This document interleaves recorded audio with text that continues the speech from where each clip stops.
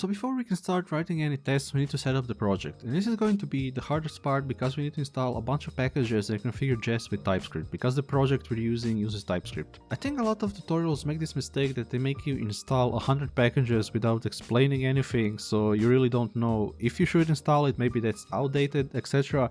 So you should always read the documentation even if you follow along a tutorial, because you might find out things change or broke, and you can save yourself a lot of pain that way. So I also want to mention that I'm using pnpm, that's an efficient package manager and an npm alternative, but if you're using npm it's alright because all the API is the same, so just replace pnpm with npm and you should be good. So the first thing we're going to do is clone the repository. I usually don't use the integrated terminal of VS Code because it really has some weird visual glitches, so if you see something like that, consider it a feature and not a bug. Okay, so yeah, so let's do that. So if we look, it's on the left side. So let's just install the packages in advance, because I really dislike when tutorials break the flow constantly. You do one step, then you go back, then you install 10 packages, and then you repeat. So yeah, let's install everything at once. We can even copy the install and developer dependencies flag, because I just need to change this to pnpm. And then if you're pasting something to a terminal and you have weird garbled text, it's usually because you have to use the special paste. So you just have to say Ctrl-Shift-V, and then you're going to get what you actually copied. But obviously it depends on your terminal. And this is going to install everything we need for this section. So yeah, let's just press enter. So we can press Ctrl-L to clear the terminal, and we can open our project to see how it looks like. So I'm saying pnpm run dev, and this is the type of visual glitches I'm talking about, and forget about it. So yeah, so let's just refresh. Let's move it over here. We don't need this anymore. So this is our to-do application that we built previously using Svelte, and that works fine. I don't want to put anyone under the illusion that I know everything and things come easy to me, because this took me a while to figure out, and you're going to learn how I figured it out. And I think this is the most important part about sharing the process and learning how to learn, instead of just giving you instructions and then they completely fail on you if you're watching this later. So here in the post, I go through the Jest instructions, which we can see on getting started. And here Jest really gives you nice and easy instructions. So I installed Jest, and then I was like, oh, I need TypeScript. What am I going to do next? Here is TypeScript, and then you do these steps, add the Babel configuration, etc. But then it also says you need Babel, and then you like ping pong, and this is the constant process you're going, and it's trial and error, to be honest. And then you install this. And then I continue further, and I say how the documentation says we should create a Babel config at the root of our project. So let's do that quickly. So we have to create Babel config that ends with the common JS modules, because inside of our package.json we're using ES modules, which is the import syntax, if you're familiar with that, but we don't have to go into that right now. So yeah, so let's just copy those settings, and just using the regular Babel preset environment and the preset for TypeScript, so you can transpile it, right? And then I'm a bit salty here, so I say this is great, because if you just follow steps from testing library, this wouldn't be mentioned, even though they recommend Jest, so you would be sad and confused. Because if you look at the, let me see, we're here, right? So if you look at the testing library setup, here they tell you how to set up your environment, right? But this wouldn't work at all, right? Because we're missing like a bunch of things for TypeScript and etc. So yeah, so you would be super confused, and you would start looking up videos and tutorials, right? And they would also be outdated. And another thing I wanted to focus, so we're here in the Svelte testing library, but here is all your instructions for your other libraries. So you have React, Reason, Native, Vue, Marco, Angular, Preact, and etc. So yeah, let me close this. Since we already have some packages from installing Jest, we can get the one specific to Svelte testing library from reading the setup from the Svelte testing library documentation, and that's exactly what I showed you just right now. So yeah, so let me explain some of the packages for you. So the Svelte Jester one is used to compile Svelte components before they're used in Jest, because Jest wouldn't know how to read or use those files, right?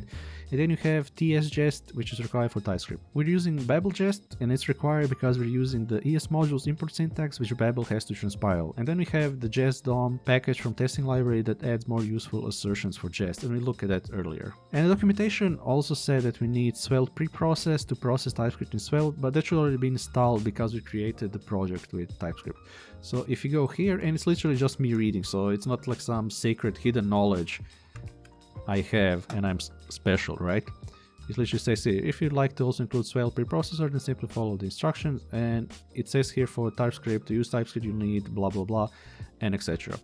So yeah, so reading documentation is really important. And even if you're following a tutorial that's recent, I encourage you to open the documentation and follow along, because something might have changed. And if something broke, you don't have to hunt down the solution in the YouTube comments, etc. or whatever you are. And then we need to create the Jest configuration, which you can also create by using npx jest init if you read the Jest documentation, but we're going to make it by hand because they have a custom setup here, which I'm going to explain, of course. Then we can just say config, let's say CJS, and then we can just copy the configuration file over. And if I scroll down here, I explain this. So this is the Jest config I have started from the Svelte testing library documentation. So if you look at here is the bare minimum they recommend. And of course this is going to work, but because of our example and the things we need for our project, it had to be slightly different. So let me just minimize the terminal. So if you look here, we have the transform, which helps Jest know what to use for what file type to make it usable. So for example, when it finds using this regex as well file, it knows to use a preprocess, which is true.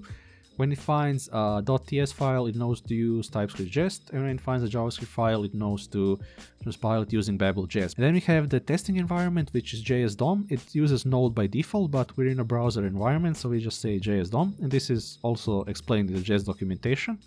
And then we have the module file extension, just so the Jest knows what file types we're using. This is the interesting one. So set of files after environment lets you define a path to modules you commonly use, so you don't have to import it inside each test file. Because for example, we're using the Jest DOM that extends Jest functionality, so we would have to import this in every test file, but you can declare it here if you want. And you can declare any custom scripts you have here, etc. And the last one is really important and depends on your framework. Because for example, for Svelte and SvelteKit, it has custom path aliases, and even if you add your own, you're going to have to add this. So for Svelte, those are $app and $root, and then we need to tell to Jest if our component uses that path alias inside of it. Okay, look, here is how you resolve it. So this path alias actually means root directory and then where it's going to, right? So I want to help you understand how reading documentation isn't scary, but an important skill to practice, because documentation is always right, and most recorded tutorials can be easily updated, so you're going to be frustrated when things don't work. And lastly, we need to update the package.json, so it can include the test scripts, so we can run our tests. So if I press Ctrl P, type package.json, we can see I added them here.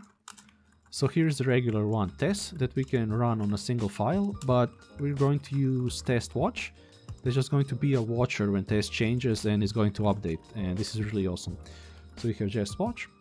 Okay, so now we saved it, and now we can even add a test to test our test, right? So if we go under source components, and you might see this in a lot of examples. Tests like, I think this is called dunder or double under.